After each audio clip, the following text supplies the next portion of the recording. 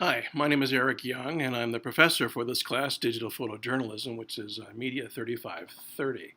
And just so you know, I'm recording this out of my garage, so if my dogs start barking or somebody drives by, that's what's going on, so you have some context in the flies. I'm really excited about this class. I really enjoy teaching digital photojournalism. I've been at Dixie State for about 23 years. I've also been a photojournalist, and I've worked as a producer, as a documentarian. I have about almost 100 film credits to my name that way. So I'm hoping to bring a little bit of practical experience to what it is that I'm expecting you to be able to do here over the course of the semester. First things first, though, you need to have the right gear in order to do well within this class. And by that, I mean that you need to have a camera that you can go through and change both your shutter speed and your aperture. So I have here a mirrorless digital camera. And I'm using a lens that I can go through and change the aperture on, as well as I can also go through and change the shutter speed with this. This happens to have a wide angle lens on right now, but this is a must really for you to do well within class, because you need to go through and manipulate the variables of exposure in order to tell a story. And we'll get into that as the class goes on. That's one of the main theoretical ideas that we get into, is that by manipulating the variables of photography, you're able to go through and tell a better story. So you need to have a digital single lens reflex or a mirrorless camera. If you don't have anything along that line, you can get into some packages on Amazon, starting at about $350. The Canon Rebel package is a great package to get started with. I've shot Canon most of my career. Canon and Nikon, either way, they're good. I've since converted over to Fujichrome, and we'll talk about those reasons a little bit later on. Not only will you need a pretty good camera that way, you also need a couple of lenses. One is like a short zoom. This is a short zoom that goes from a semi-wide angle to more of a portrait, kind of a semi-telephoto lens. And then another one you'll need is as long of a lens as you can get, a telephoto lens as you can get. I don't have one here in particular. What else comes in handy is a prime lens. This happens to be a 50 millimeter, 58 millimeter, 1.8. 1.8? No, 1.4. It's a 1.4. It's a very fast lens. And if you don't know what that means, don't worry about it, because we'll talk about it. We'll learn about these ideas. But this becomes one of my best lenses in my kit to go through and cover the stories that I'm covering. So you need to have something along those lines. Also, not a bad idea. We're going to be doing some iPhone photography as well. They say that the best camera that exists is the camera that you have with you. And this is the camera that I have with me most of the time, is my cell phone there. And the majority of my take in terms of my own photography is done with this, more so than my digital SLR, my digital mirrorless as it goes. So let's get into the syllabus. I'm hoping you've taken a course online before, or at least you're familiar with Canvas with some of your traditional classes.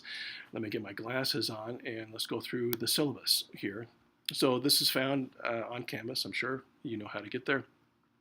Click on the syllabus tab, and this is what comes up. It gets into a course description, and then the program learning outcomes, the student learning objectives, and the item pool. Let me quickly go through those with you here. First off, again, for some of you who've taken other classes from me, this might be a little bit repetitive, but if you are a communication major, meaning you're in human comm or in mediated studies, communication studies, these are the outcomes that we as a program try to realize with you as a student, as an undergraduate student, and that by the time graduation rolls around, by the time you hit your capstone project, you're able to go through and demonstrate 3, if not all of these, within your project, okay? And these learning outcomes deal with theory, they deal with content creation, critical thinking, research, global perspective, and ethics. And we're going to get into all of these outcomes as well. In fact, they drive the student learning outcomes. So these are program outcomes. Student learning outcomes go through and relate directly to the class. So for example, we are going to get into photographic theory, okay? And into some communication theory with this as well. You need to understand context, for example, and so we'll get into the theory of context as it applies to being a photojournalist. Certainly, we're going to create a lot of content over this the course of this class, and in terms of your photography and how you're going to go through and talk about your photography and show that to your peers here, which involves some level of critical thinking. Where you're involved in a story, you're going through and asking yourselves lots of different questions in terms of how to best get that coverage. We'll talk about that approach in developing good reasoning and critical thinking and problem-solving skills. There'll be some research here for you to take a look at other photojournalists, take a look at the history of photojournalism. You cannot be you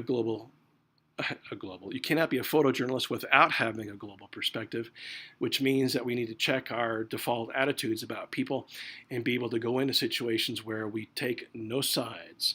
Okay, we are a clean slate in being able to go through and pull together the information in order to go through and tell that story, something that we're a bit bereft of these days in terms of journalism. And you know what? Let me sidebar that. I don't believe that wholly, okay? I do believe there's valid media out there. And I believe that there are thousands of photojournalists who are hell-bent on going through and telling the story at least without bias. They might have implicit bias, and we'll talk about the differences between those two later on in the semester. But they're able to check at least their bias as they get involved in what's going on. We'll get into that as we get into ethics, of course, with this as well. And so all of these ideas drive the content for this class, and it's important for you to understand that, because none of these really have come about willy-nilly, okay, or by accident. These are thought through, and this is what drives the item pool, are the learning objectives I'm expecting for you, the student, to go through and accomplish. Here they are. First off, you will understand the variables of exposure. Some of you are already prolific with that's the wrong word. You're already pretty good at doing so. You have a photographic background, and others don't have any background whatsoever. Don't drop the class, okay, either of you, because we're going to go through and hopefully add some new information in terms of what that means in manipulating the variables of exposure, and we'll test you out on that to see how you do. And if you don't do well, we'll do a do-over and get you to a point, because if you can't do that, you won't do well with the rest of the class. And then at that point, maybe we'll encourage you to find something different to do. A different class as we go along. But so the main thing is you understand photographic theory when it comes to shutter speed, when it comes to ASA, ISO, and when it comes to the idea of depth of field, what all that's going to do. We'll get into some compositional influences, what makes a good composition. We'll get into using existing light for exposure and impact. We'll get into different types of journalistic assignments and news genres. We'll shoot photo essays. We'll exploit photographic variables for different contexts. We'll get into photo editing, digital photo editing that way, the digital darkroom. We'll get into an evaluation of the gear that's out there for journalism, for photojournalism applications. We talked about digital darkroom. We'll differentiate between legal and illegal shooting contexts. This is always a good discussion to get into. And we'll swear you all to the journalistic code of ethics, okay, as we get into developing content. So here's the item pool that I've developed for this. As you go on down, these activities are designed to go through and execute then these objectives here within the class. Shoot the axioms, shoot wide, shoot tight, bracketing, shoot to illustrate. 2 on assignments, hard news and feature news. We'll get into natural light portrait because many photojournalists are now shooting video as well. We'll go through and actually create a package. We have a couple of tests involved. And lastly is your portfolio that'll be due. Looks like a lot of work. And all that work ends up here in your portfolio. Your best take will end up there. And you'll notice that these are all hot linked. Okay, for example, if I clicked on shoot the axioms, it'll come up with the rubric for that, okay? Comes up with an example. This is a shot that I took when I had Intermountain Healthcare as a client, and they wanted to go through and create a film that would show the need for a life flight helicopter in Washington County. This was a number of years ago, as it happens. But every one of these will come up with, we'll come up with an example of what it is that I'm talking about. I'll show you another one. But then it gets into the outcomes we're trying to realize here, the point of value of the assignment, what's expected of you to be able to do this, and then the rubric. This is how you will be graded. So the expectation is that you'll read this stuff. that you'll read each rubric for each assignment, and then as you do the assignment and you get your take, you knock off each one of these. You demonstrate shallow and deep depth of field by manipulating aperture. You captured motion by using fast shutter speed and compensated that with an open aperture, or you illustrated motion by using a slow shutter speed and compensated with a closed aperture. And then you post this portfolio on this specific assignment thread. All right, so if you follow those 4 things, you'll do fine. You'll go through and realize full points for what's going on. This is what I'm talking about. You see the blur of the rotors on this and the tail rotor here? But I still wanted some definition that we could see them, but if they were not blurred, it would look like the aircraft had no flight characteristics, right? So we blurred them enough, but at the same time, dealt with a shutter speed that gave us a definition of each blade instead of just kind of the spinning disc that's happening on top. It makes the photograph more interesting there as we get into that. We'll talk about more about this. I can't wait to get into the theory here with you. Let me go back to the syllabus and show you another of what I'm talking about. We'll scroll down. Let's go into shoot wide here. This gets into helping you understand the impact of shooting wide on your story. And other than the first one that I brought up, you'll see the byline over here. This one's from Brooke MacArthur, who's a former student. All the rest of photography that I'm going to be using to illustrate what's going on, my door just slammed shut, will be done from previous students, so you see what they have done to go through and realize the rubric. Again, here's the activity description. It's worth 50 points, and the rubric as it goes through there. So make sure you read the rubrics as you go. A lot of students I see anyway, that they end up shortcutting their experience. They'll just go right to the assignment and try to do the assignment without looking at the support material that I've put together for that assignment. And I'll get into that here in just a minute in terms of taking an online class, what my philosophy is behind that. So that's they're all listed here. If you are wondering, there's a short description, but if you click on it, it'll take you out to the actual rubric, and that's where you can go through and read about what's going on. Okay? Any questions about that, please go to the Discussions tab, where I will have a dedicated tab set up. I don't think I have anything there right now, but I'll have a dedicated tab set up here under Discussions for you to post your questions so we can all benefit from your query. Okay? This is all about the questions. It's not about the answers here in terms of higher education and what it is that we're doing. All right, well, let me wrap this up here a bit with the syllabus. Past the item pool, then, we get into my philosophy and policies and resources in terms of the whole class. And you can go through and scroll this and read it. You've probably read it a number of times with other classes. A lot of the information is the same. Some information is different, like this information right here. This is my philosophy when it comes to teaching and learning online, or being online. And I found that there are 3 attitudes that students default to. They think that online is easier. They think that online means that you can take shortcuts and just go to the assignment and not worry about the support content for that particular assignment. And it means that you can blow off your writing skills, that you can write like you text. And all 3 of these, for me at least, are false. And you need to understand that in order to do well in this class. First off, this is not easier. Okay, by taking this class online, I'm expecting you to have online access. I'm amazed by students who at the beginning of the semester will shoot me an email and say, oh, I won't be around, I'm still camping and I won't be back and I don't have online access. Well, that's the same as not showing up if this were a regular class. And I expect you to show up.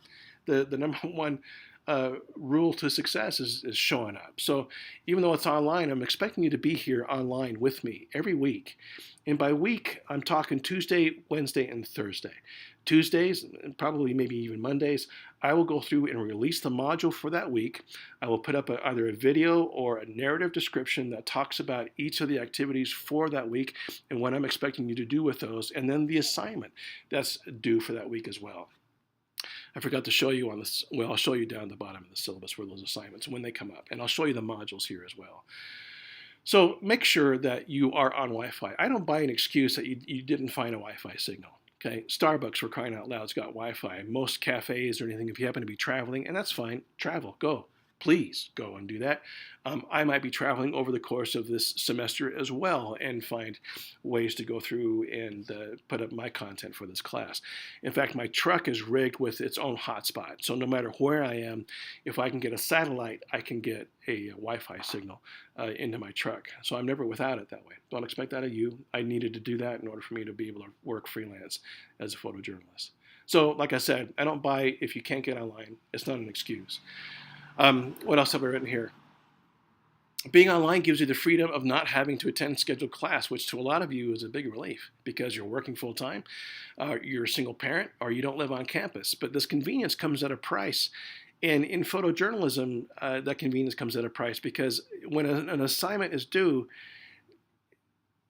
it's done. When the assignment thread closes, it's not going to open back up again. So you need to make sure you hit those deadlines. And like I said, those deadlines are right down here at the bottom. Okay, here are all the deadlines and the dates that are due there. All right, so there's no mystery as to when things are going to happen. And I will also include these at the beginning of every week in the announcements in terms of what's coming up, what's going to be due for that week. All right, so no excuses. You got to get your stuff in. This requires self-discipline and the ability to not binge watch Game of Thrones when you have an assignment due. I'm expecting you to develop some kind of routine then, that when you get on Canvas at the beginning of the week, you check your assignments, you check your announcements that will go through the whole module, and then on Wednesday you'll go back and check and see if there are any additional assignments. Announcements. Always check the announcements because that's how I'm going to be communicating with you. Something might have happened over the week. There might have been a terrorism attack. And like in Spain, that's happened here recently with the vehicles going off the sidewalks and running into people. It's unbelievable. Or the white supremacy demonstrations that are happening here in our own country. There is a plethora of work that's being generated from these news activities that we will analyze. And we'll take a look. And I'll take a take. I'll go through and pull down a photojournalist's take and throw it up here, and we'll analyze it. We'll go through and talk about their approach, why they did what they did, and what was it like, especially for them to be involved in that story's context and still remain aloof. There's an amazing reporter with Vice News who embedded herself with the neo-Nazi KKK folks who demonstrated in Charlottesville. I'll put up the video for that so you can see how she had the ability to remain as much as she possibly could unbiased involved in that. You see her implicit bias kind of seep through, but nonetheless, it's fascinating to go through and watch that. Anyway, watch the announcements threads because as things unfold, we'll talk about them over the course of the week. I will have solid material here to go through and get you proficient to execute the assignment for that particular week's rubric. And speaking of material, then don't skip it. Like I said before, don't cut the corners. Make sure you get into that. Canvas provides me the background, okay, the metrics for me to see if you look at the stuff or if you don't. And if I see you're going to the assignment without considering the work, okay, the content that I posted on there, I'll shoot you an email and say, hey, the reason why you're not doing well, and you won't do well with the rubric if you don't consider the support material, I'll say next time you got to get into it. If you keep ignoring it over the course of 2 or 3 weeks, by the time the drop deadline comes, I might remove you from class. Okay, everything I post is for a reason. I'm not here to waste your time. I go through and seriously evaluate the efficacy of everything that I'm looking at. So I promise I won't go through and waste your time with material that really is irrelevant. And that being the case, don't waste my time. Online facilitating is 3 times the amount of work as opposed to traditional teaching. So I'm evaluating a lot of your takes, a lot of writing. I'm teaching 4 classes, all 4 different types of classes here. I'm reading an enormous amount of context, of text, of material that's going on. And I'm guessing that since you're using the same device for creating and submitting your content as you may be for texting and swiping and whatever you're doing, that you might be derelict in grammar, formatting, and savvy with how to submit your work. If you submit stuff that looks like you've just texted it, I'm going to reject it. Having to fish through all that stuff takes an enormous amount of time. And especially if you crammed it all into a single text block with no paragraphs, with no indentation, with no topic sentences, with no formatting, I'm not going to read it. And I'll send it back to you and say, please format this. I don't care if that steps on your toes. I'm not calling you stupid. I'm calling you that you need to be more credible in going through and putting together your take and putting together your analysis and everything that's going on. I'm only expecting your best here. And if that hurts your feelings, then you probably need to take another class. Okay? I'm not here to go through and offend anybody. I'm saying this because I'm amazed at how tender some feelings are when I go back and say, hey, I need you to proof your work because it undermines your credibility. That's my job here at Dixie State University. utmost, more than anything, is to ameliorate, one of my favorite words, is to improve your literacy. Here we're improving your literacy on a number of different areas. Obviously your written literacy and then your photographic literacy, but also your literacy involved in some social media practice in terms of distributing your content and getting that out there. So make sure it's your best work there, okay? I don't have a lot of rules when it comes to submissions, but here's what I'd like you to do. Make sure you submit your content in the assignment thread. Don't put it up in a PDF and then submit the PDF, please. I have a lot of students who will email me the PDF and then it never hits the assignment thread. Well, you're trusting me then to take it from the email thread and put it into the assignment thread where you actually are compensated with points for that.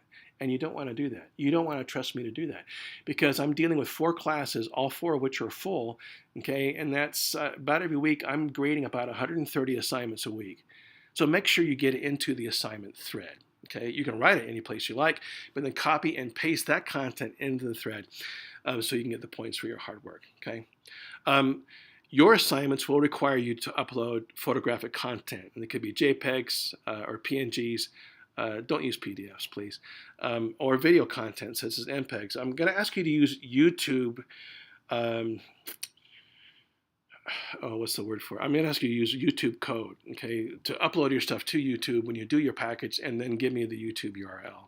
Codec is the word I'm looking for. To use a YouTube codec for that. And we'll talk about that later on, too. You might be thinking, I don't know how to do a YouTube codec. It's much easier than I'm making it sound. So,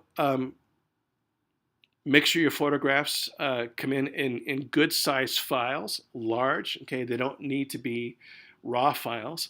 Large files are great because then we can go through and take a look at clarity and the technical qualities of your work that you're doing.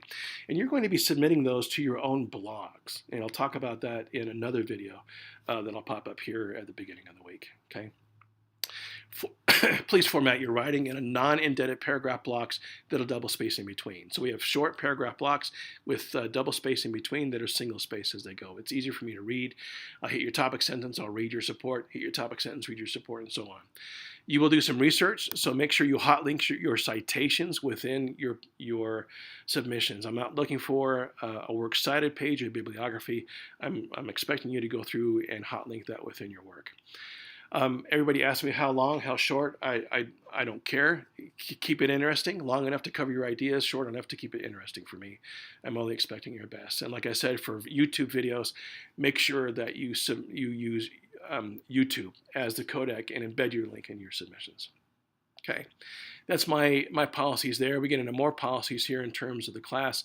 The main one really that students have also some students have not done well with is plagiarism and cheating. If you use somebody else's photograph, I will know because I will go through and search every single one of your images. And I have a way to do that. It's much like Turnitin is for written work. I have a photographic Turnitin where I can see if anything else has been posted. So make sure you post your own stuff. If you don't, I'll remove you from the class and you'll receive an F for the class. Make sure you check all your email communication, especially communication that's used through the inbox here of this class, because that's how we'll be going through and keeping in touch with you. And then down here at the bottom, then is the course summary. These are your drop deadline dates here. I talked about the modules. If you go up and hit modules, I haven't published them yet, so it's not highlighted. We'll click on that.